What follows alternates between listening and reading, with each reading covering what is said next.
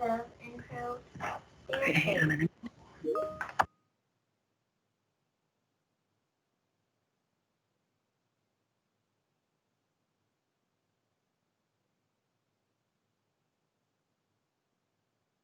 Hello, everyone. We'll just be waiting until people join.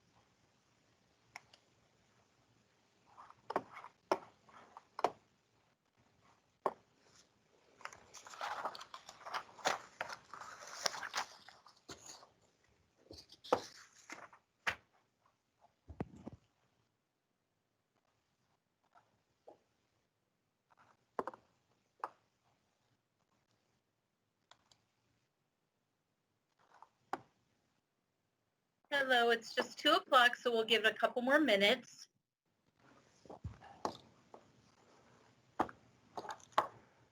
One thing you may want to do is make sure you're muted unless you need to speak. We'll welcome questions throughout, but if you're just on there, you want to keep it quiet. I know it may be a little difficult here because there's now just when I need to be able to speak into the microphone, we have lawn mowing outside the door, so that could be fun.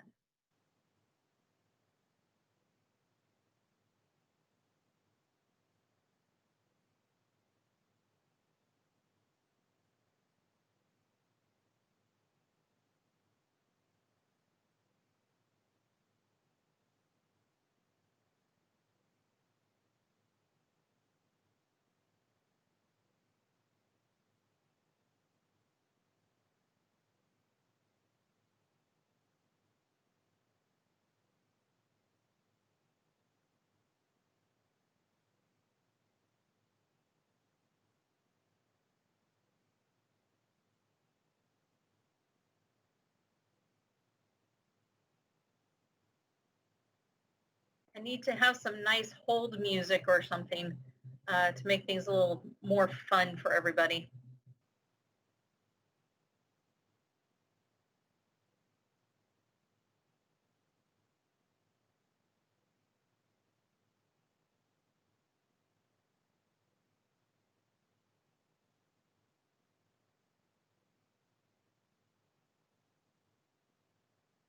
Okay, give it just one more minute. Once it clicks over to 2:03, we'll get started.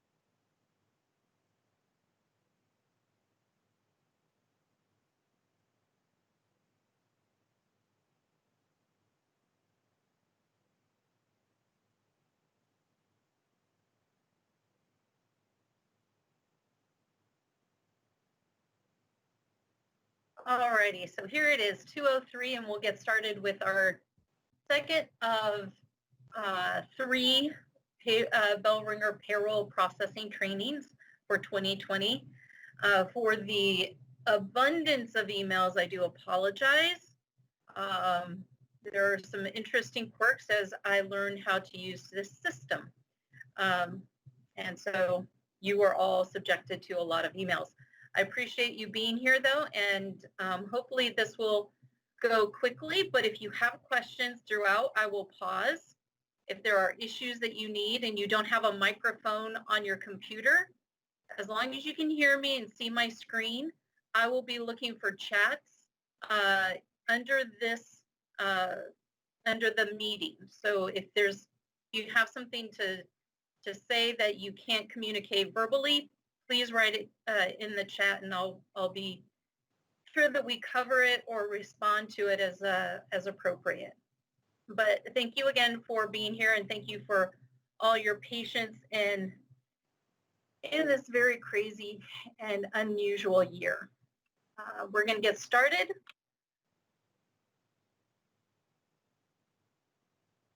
In this training agenda, we're going to cover the pay period schedule, the documents that we'll need, how to manage the time cards, what it means to review the payroll journal, the cover sheet, and a paycheck versus a pay stub. Now, there aren't a lot of changes from years past. Obviously, if you're new to the division, new to your position, then obviously this is all new. However, for us, there are a few tweaks here and there in the information, and we just want to make sure you know how to more effectively get your bell ringers hired and in the system so that we can get them paid in a timely manner. So the first thing to do is make sure that you have somebody that can back you up. If you're the officer, make sure you have somebody that can do the time entry in the payroll system. If you're admin, make sure your officer has access to the payroll system. With our officers not being in the same payroll system as the employees, if you don't have access now, please be sure to send me an email immediately after this meeting. We've had a few surprises thinking people were set up and realizing that they weren't. There are a couple of things when we go through this training that if you don't realize that you have that, then let's talk after this meeting, okay? Because we want to get you all the tools that you need to do this effectively. And one of that is to have a backup person. For the payroll schedule. So we implemented a couple of years ago, changing the payroll. It starts on a Wednesday and completes on a Tuesday. And then they're paid within 7 days. So by the following Tuesday is payday. So it's a weekly cycle starting on Wednesday, October 28th. Anybody that is a bell ringer or an outside Christmas driver, somebody not already on the payroll, will be paid on Tuesdays on a weekly basis. So if you've retasked some of your regular employees to work Christmas, they will continue on their regular pay cycle. There won't be any change for them. This is simply for those bell ringers and outside Christmas drivers. And this is to remember, it was probably made clear through HR that the drivers, anybody hired to do that, has to go through them for hiring, simply because they have to go through an MVR background check, which the bell ringers do not need to do. So there's a slight difference of where you send that paperwork, but otherwise, most of the paperwork is the same. So this is the schedule, and it was sent in the email or a part of the invitation to this meeting. If you do not have it, let me know. You can send me an email, and I will forward this to you. So the schedule, it has the pay dates. The first pay date is November 10th, and it covers October 28th through November 3rd. You will need to send all your hiring documents that you need people paid to us on the Thursday after the start of the pay period. So by October 29th, we need all your hiring documents. And that does include the new direct deposit form that you just received in the email. We have a change. We'll get to this in the email, but we have a change in our money card provider. And so we will need this information back. More on that in a moment. I want to highlight your attention down to the bottom of the schedule. The line in green,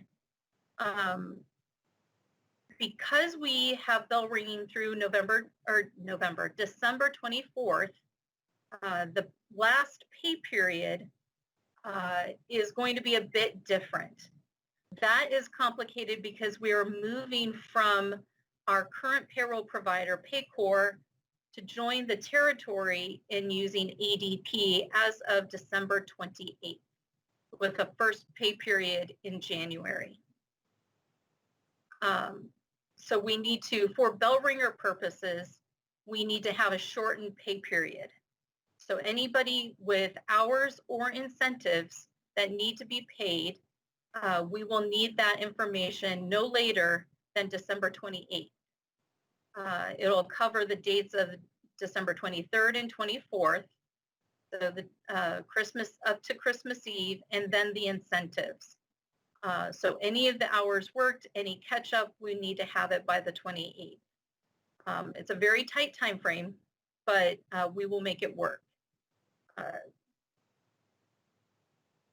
With that, I'm going to actually go back. This is where I'm going to segue for a moment just to give you a heads up on the transition between PayCor and ADP.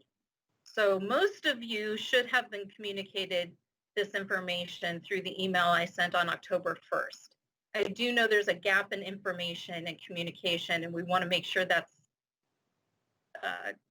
filled. So with 2020 is we're ending our relationship with PayCor and going, like I said, with the territory, all of the divisions in the territory will go to ADP Vantage with the first pay period of 2021. If we have any bell ringers that need to be paid in January, we will add them to ADP and we'll hire them into ADP and pay them that way. The data for the bell ringers will not be transferred over to ADP, only our regular biweekly employees. So the last couple of weeks of December are going to be very interesting for the payroll department and for all of you, because we are working to get access to training and everything else just for our biweekly employees, which includes all of us. So we want to make sure that you get the training you need even while we manage the bell ringing system or this season. It's going to be a very interesting few months. So want to give you a heads up on that. Do you have, on the information so far given, do you have any questions? I'm going to take silence as a no. If you do have anything, be sure to let me know. Go ahead, Linda. You can go ahead and if you don't have a microphone, go ahead and send it in the chat.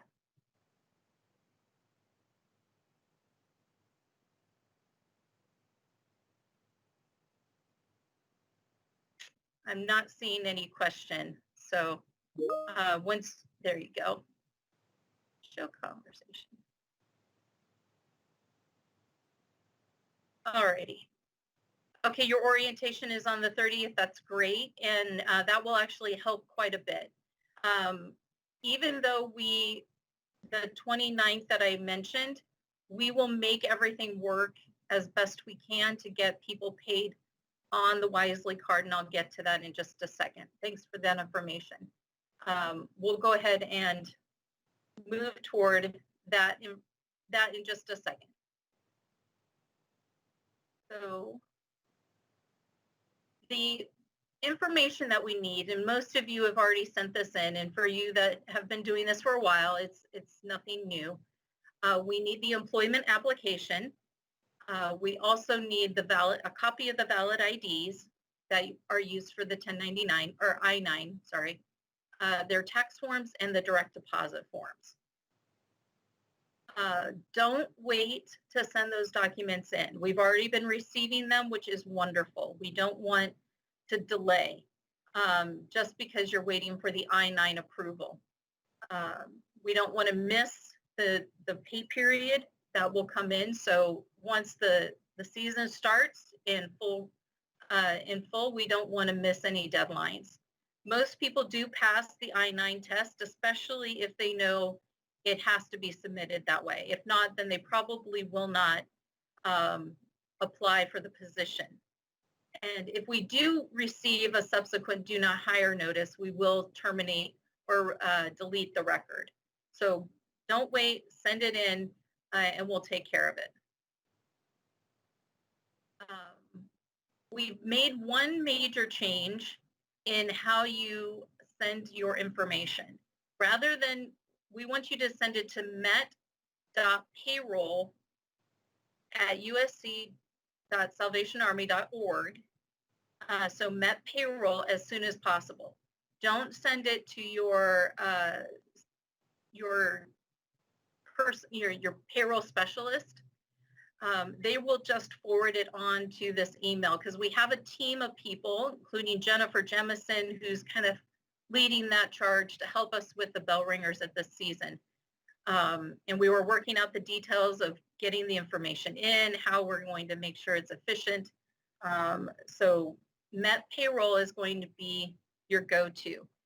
They are in the transition. They didn't move it over, unfortunately, from Lotus Notes to Outlook at the beginning of in the spring. So it's in the process of being migrated right now, and it should be. We still have access to it. We will get all your documents. There's not a question of that. It's just you may not see it quite the same way as when it's in Outlook. But be sure to send it to Met Payroll as soon as possible. We'll need the employment application and make sure the bottom section is completed. The identification documents, we want a copy of those just so that we can, you know how handwriting can be pretty bad. Seeing the official documents helps us read the paperwork a little bit better. And if it's not legible, we may have to come back to you and say that we can't read it. Can you tell us what this is? So the documents really do need to be legible, and the IDs help us do that. We don't need a copy of the I-9, but we do need a copy of the IDs. So there is a new federal form, and one thing that I wanted to highlight to you is where to write exempt. So this is a copy of the old one. Let me see if I can pull up federal. Pull this up for you. On the document that I sent to you all, this is the brand new form, and it's really important on here on the state and federal that there are no crossouts, no whiteout, no erasures of any kind. If somebody puts in a 1 and they meant a 2, we need a brand new document. We're not able to use anything that has a crossout or errant information. So make sure it's very clean. And if you see any mistakes, err on the side of getting it corrected. But one thing I wanted to highlight, since some of our bell ringers don't end up paying taxes, there's the section on the second page that talks about being exempt from withholding. And I've highlighted how we need to know about this. So as long as they qualify, they need to write the word exempt on the space below step 4C. So what does that mean? There's no space for them to write it except right here. Underneath here, just write exempt. If we don't get a form, or if we get a form that has errors on it that need to be corrected, we will set them up, but we will also set them up at the default of single 0. So it's to their best interest if they have exemptions, or if they need to withhold, not have as much withheld. We need a corrected form, but we will put it in. We will get them paid, but they may have more taxes withheld than they may want until we can get a corrected and clean form. So again, no erasures, no crossouts. Just if there's anything that's on here, just make sure it's very clean. And if they need to write exempt or show that they're exempt from taxes, then they need to mark it, write it just underneath here.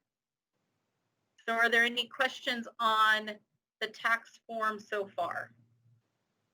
Or anything else? You see the old form, Major? This is the new form that I emailed out. It's dated 2020.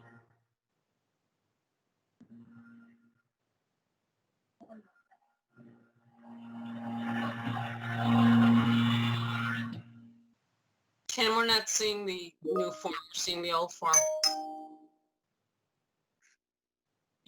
Oh, you don't see my... No. So you've only seen the PowerPoint. You haven't seen my screen. I'm Correct, sharing the wrong thing. Oh, lovely.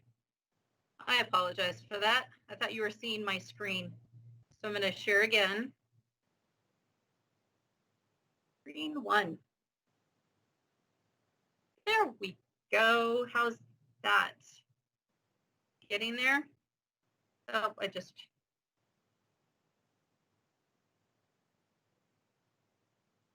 Does that work? Here it was. I thought I was being all fancy and showing you what I wanted you to see. I did that. There we go. Okay, so this is the new form, and you should have received that in the packet. And it's right underneath here that you need to write 4C.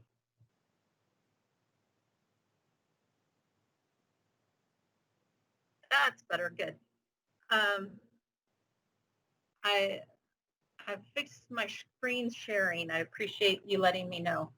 So again, right here is the 4C. And the screen where you have the information is on the second page. All righty. So you write the exempt underneath 4C here. You just write it in this space below that. They don't really give you a formal space. They didn't do a 4D that you could say exempt. You just write it here, and then we'll notate that.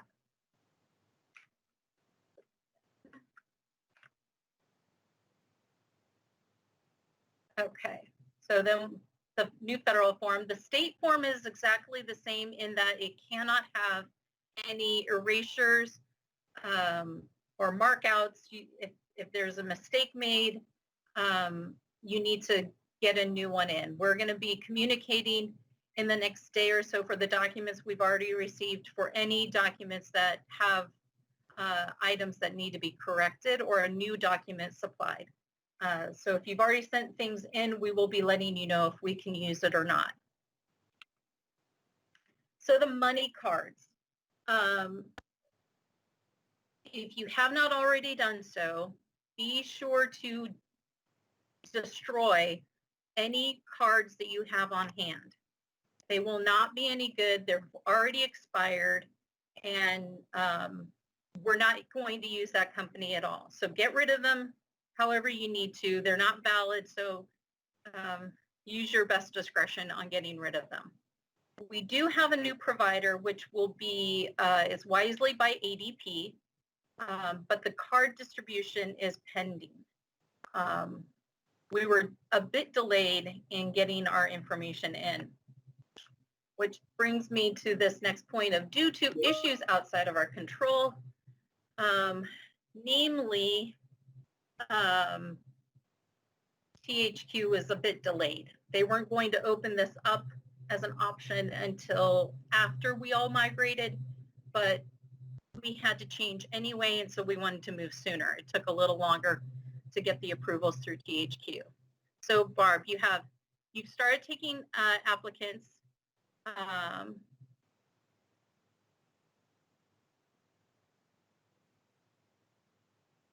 Okay, so that is a bit confusing. We can't do partial.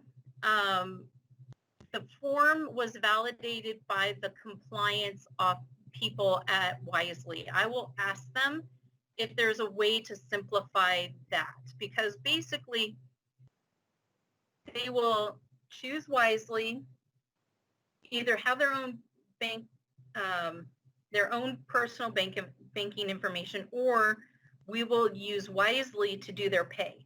They can choose then whether to activate the card or use checks. So the form has gone through their compliance people, and it's what we have to use at the moment, but I will ask about that because I was wondering how confusing that would be. There were more options than what were on our prior document. But you can just say Wisely is how they'll get paid. They can choose to use the card or not, or to use a check from the Wisely packet. It will be a better product. I can say that. It seems like it'll be very useful, and even after people are no longer with us, they still will be able to use the card for their other needs. So if they need to add money to it outside of a payroll process, they can still do that. There seems to be a lot of things, and they will have an option to be able to get a card in their own name. So these are instant issue cards that will come to us that we will be able to hand to them immediately. But once they have it, they can transition it to a new and personalized card. And they can also do a lot of things from a smartphone, from the internet, or from calling. So there's a lot of good options.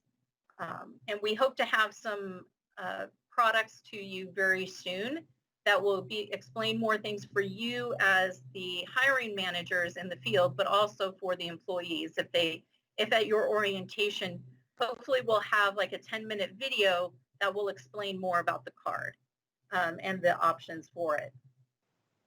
As soon as the cards are in, good question. As soon as the cards are in, I just emailed them again. They know what our timeline is. They know when our first payroll is and what we will need to do to connect documents, direct deposit forms with people in the time frame that you have, or the time frame that we want. We would like to make sure we don't have any live checks going out, because that creates a havoc on the finance side. And for your payroll administrators and other people to help clear those checks.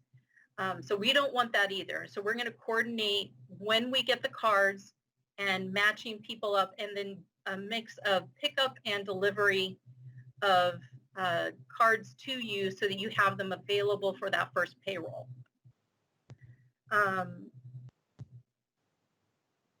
And as I mentioned in the third point, complete with using the new document.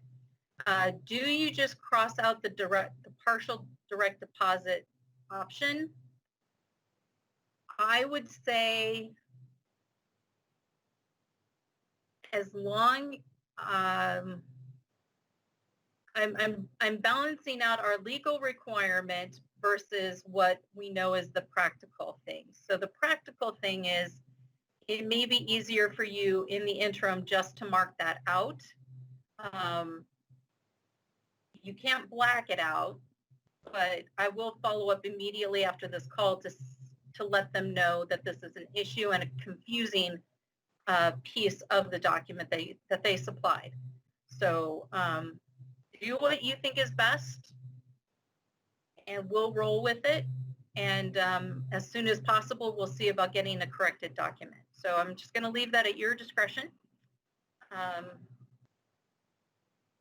because it's not like a tax form, although it is a legal compliance aspect. So that's where I want to make sure we're legally covered without being unduly confusing. So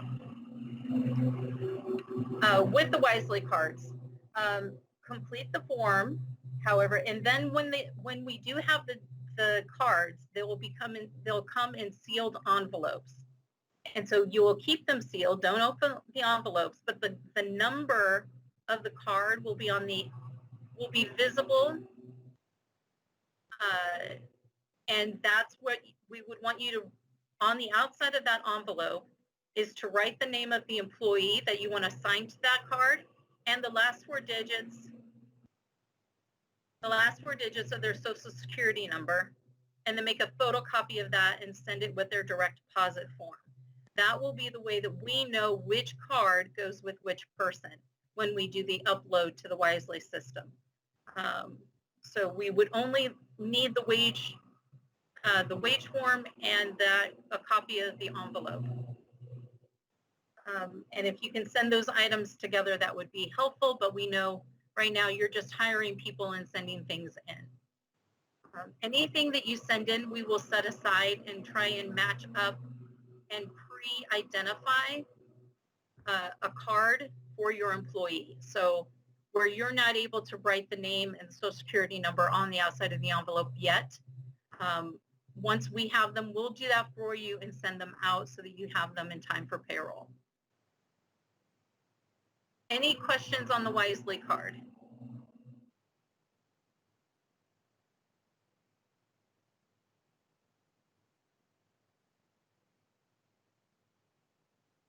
Okay.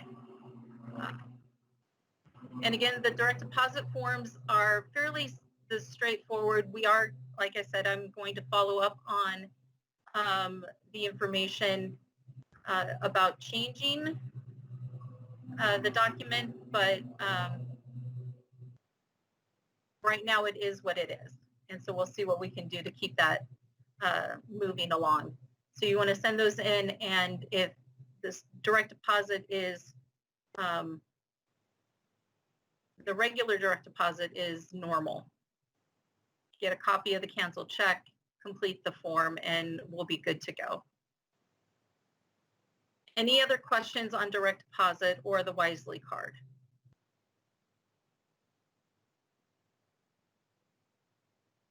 Okay. Keep in mind not to put on any PO boxes. We can take a mailing address, but we do need a live. Hi, Linda. Do you have any questions? No, not yet. I just barely got into it. I got the notification and my computer wouldn't let me get in. So I'm here now. So Okay. Okay, thank you. All righty. Just wanted to check. So no PO boxes we do need a legal address, but we can take a mailing address as well. Linda, you might want to mute your computer unless you have a question or something, just so that Oh, mute it? Okay. Yeah, that might help, but definitely unmute if you have a question or type it in the chat. Also, birth date is required, but those should be on the application forms. So the plan will be that you will have the Wisely card by the time of payroll, that first payroll.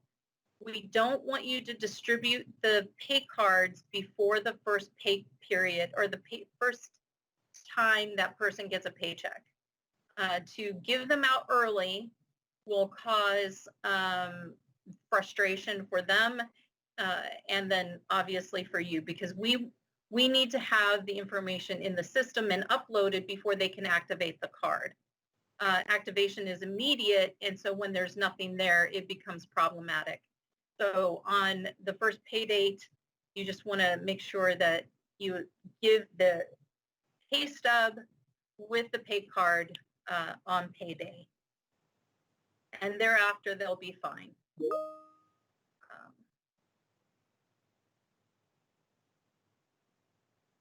And if they don't have a direct deposit form or anything sent in prior to transmitting payroll, they will get a live check. And we'll talk about later what that looks like if you're not already familiar.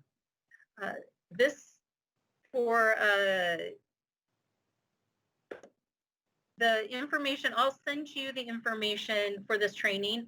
again, if you didn't receive it, it should be a part of the calendar, and all the attachments should be there, but I'll make sure everybody gets any of the documents that you may not already have. But this was part of that.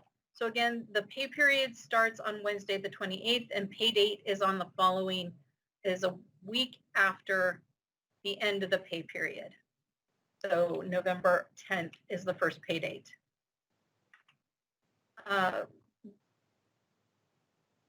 We've gotten everybody hired now.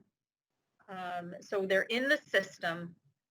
What we will need you to do is then, once you've completed your payroll, and we'll get to that in a second, is to send us your driver logs or route sheets or your register to ring report. However, whatever you're using to collect the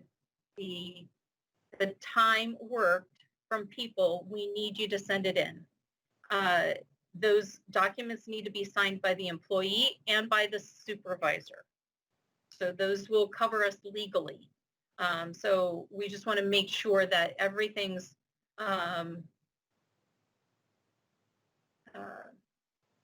covered. We have all the data and all the backup for what you do data entry wise. So there's a question, what time of day are funds available on payroll day? They will be available first thing Tuesday morning. They may be available on Monday, but at least it's not the weekend, because often they'll be able to see the funds in their account on the Monday before, and they may be able to access them, but they won't. So it could be even Monday. We transmit the data on Friday, and then it's processed, and then it's made available to the receiving bank by Monday. And if that bank chooses to disclose it, they can, since they will have already received the funds by that Monday. But Tuesday at the latest, first thing in the morning. So when you get into your driver log, make sure that everything is sent to us, driver log, registered ring, whatever. Employee signs it, supervisor signs it, and it's good to go. So there are 3 ways to do time entry. You can choose whatever is most convenient for you, as long as the documents that you send us support the number of hours worked. And that's really the ideal, is we just have to do the hours worked somehow. You can do that by day. You can just put it in one line each day, less their lunch. You can also put in their clocking in and out, their punches in and out, and that will automatically calculate their lunch break. Or you can put in 1 day a week, you can put in their total hours worked on one line. And again, you need to make sure that it is less their lunch. So there are 3 different ways, depends on how you're doing it. What I recommend is that you choose one way and you stick with it. Obviously, one is more, punching in and out is more data and time consuming, but it is also, some people like it because it's more accurate and they don't have to think about it. If you don't have lunches that are provided because of you're under the threshold that you require one, then you may not need to do that. So it's really up to you and what your time and your level of comfortability is. So if an employee is scheduled to work 7.5 hours or more in a day, they are required to take a lunch of at least 20 minutes, should be half an hour, and it is unpaid. So we need to build that in for anybody scheduled 7.5 hours. If they're scheduled less than that, they are not required to, but they do get, for every 4 hours worked, they do get a 15-minute break, which can be paid. So this is no different from any year prior, but it is something to keep in mind if you have somebody that they're a really great worker, they really want the hours, and you aren't able to get somebody else in and they work a 10-hour day, then you have to build in a lunch. They need to take a break and they need to be able to rest. And that needs to be documented in their time. Are there any questions on lunch breaks or time entry methods?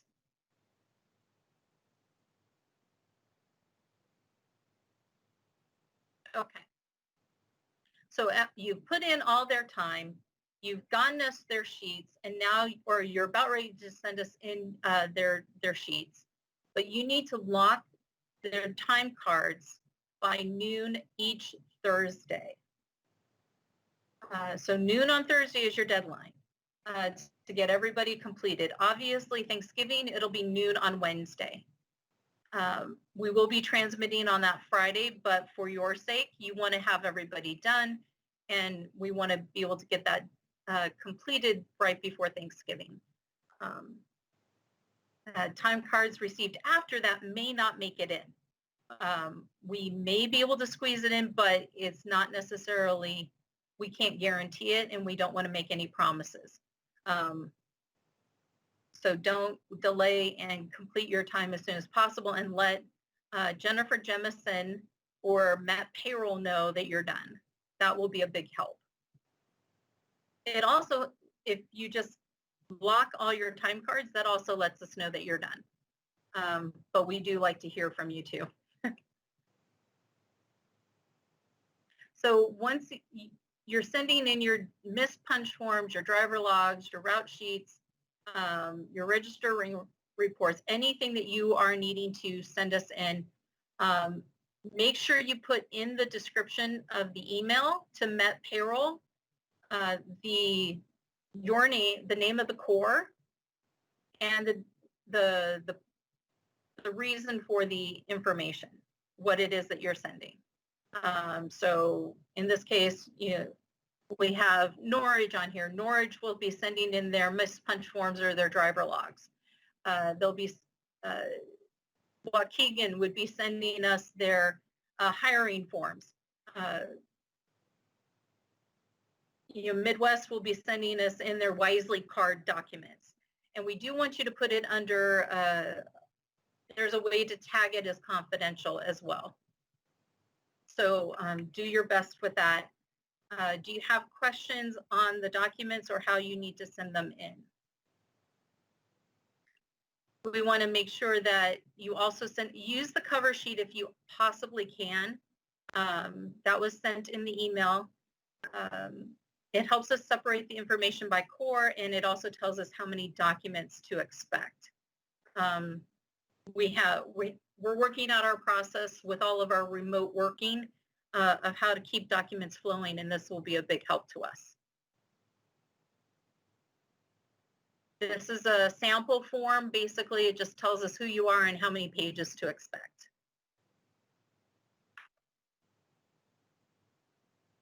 So we've got everybody's time entered. We've got people hired, their time is entered, you sent us the documents, and now it's Monday morning. On Monday, you should be receiving your payroll packet for your bell ringers. And so every Monday, you want to run your report, your payroll journal report. Even before the checks and check stubs come, you want to run your payroll journal report. That should be available by end of day Friday, definitely Monday morning. You can look. And if there are any issues that you see there, you want to let us know immediately at the Met Payroll email.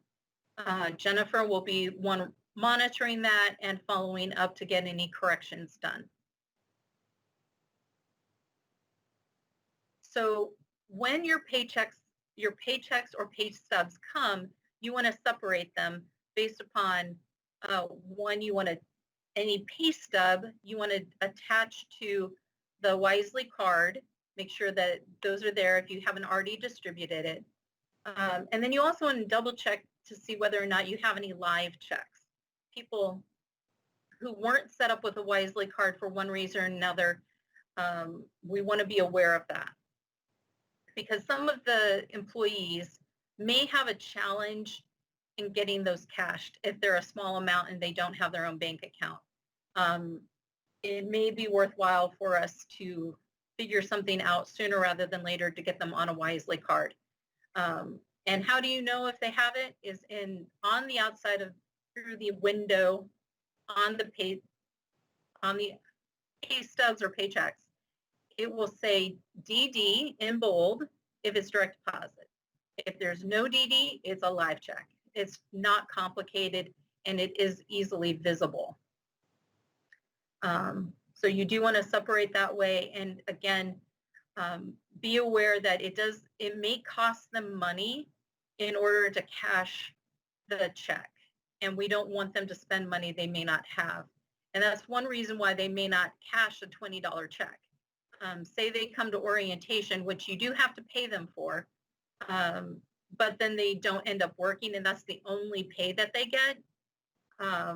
They may not cash that check because it costs them almost that amount just to go to a currency exchange. So that's why we put them on the Wisely card, because then they will always have access to their funds. And we will do everything possible to make sure that that happens, okay? Are there any questions on that piece or anything else so far?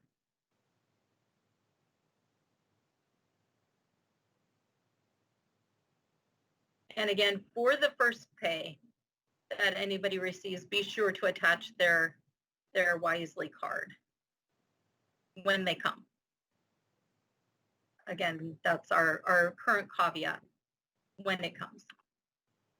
So there is another report that we recommend that you run periodically. In fact, even you can start running it today. You'll see that we haven't entered anybody yet into the payroll system. We will be doing that very soon in this next week because pay date starts October 28th. So we will have everybody in that you've sent us. But there's a hiring audit report that I've shared with virtually all of you. I'm making a note of Captain King here, to share that report. But again, if you don't have access to PayCor, you're not going to be able to run these reports. So if you don't have access to time and attendance or reporting, we need to know immediately after this meeting so that we can get you set up. But through that report, it will show you who all is hired under all your hires, what their rate of pay is, all their information, and you can validate whether or not we've gotten it in, if there's anything incorrect that we need to fix. It's a good check for us and for you to know if somebody is in the system. And if not, then you can say, hey, these people are working, I really need them in. I sent this to you on blah, blah, blah. Hopefully you'll never have to say, well, I already sent that to you. But if that's the case, then go ahead and remind us. It's a good check. And so that report, if it hasn't been shared with you already, send me an email and look for it under Bell Ringer Hire Audit Report 2020.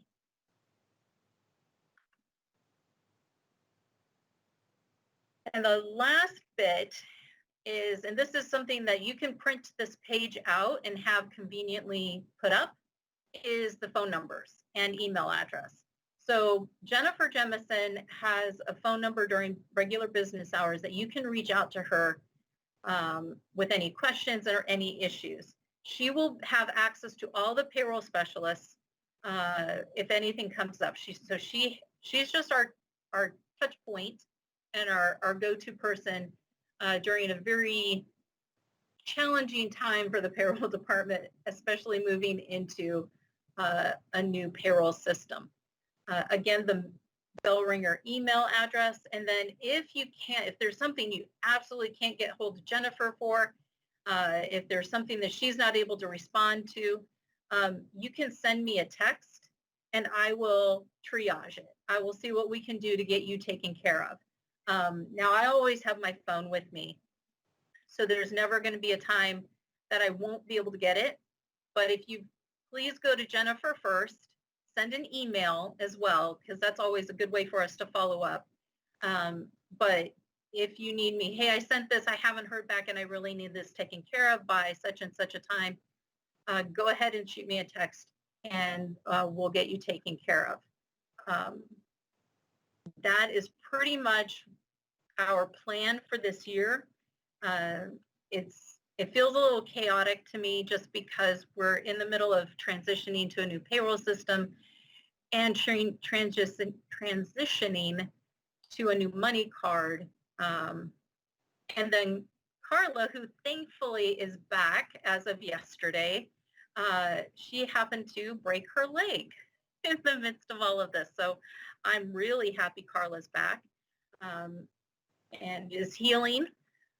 But we've missed her, and we're glad we can move forward through the rest of this year full strength.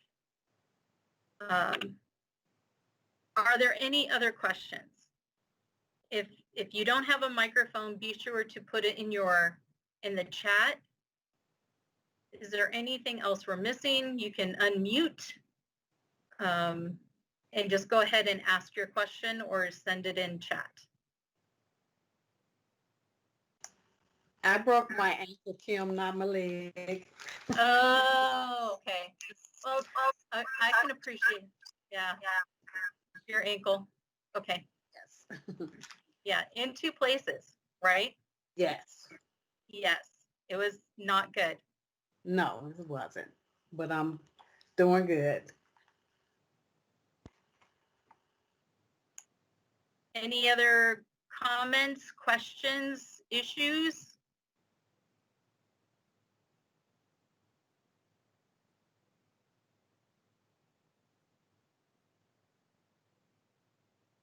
Linda, I saw that you had raised your hand in the situation. I don't want to cut anybody off, but I want to make sure that any questions are answered.